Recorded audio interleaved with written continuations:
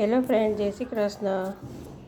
આજે મેં બનાવ્યું છે ટુડે મેન્યુમાં રીંગણા બટેટાનું શાક છે. આખું રોટલી બનાવી છે, કોબીનો સંભારો છે, કોબી મરચાંનો, કાકડી ટમેટાનું કાચું છે, ટમેટાનું સૂપ બનાવ્યું છે.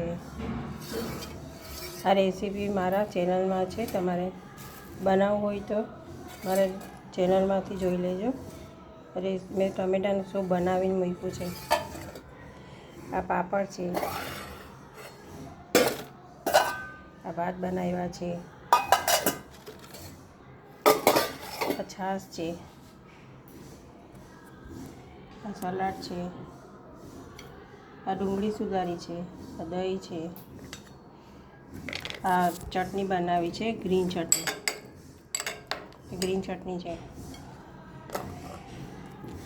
અને એક ટિપ્સ આપું છું, આમાં તમને આ પાપડ ચોમાસામાં હવાઈ જાય છે તો આપણે આ થેલીમાં મૂકી દેવાનું, શેકીને પ્લાસ્ટિકની થેલીમાં મૂકી દેવાનું અને ગાંઠ મારી દેવાની આવી રીતે. અને આ ગાંઠ મારી દેવાની, પાપડ નહીં હવાય.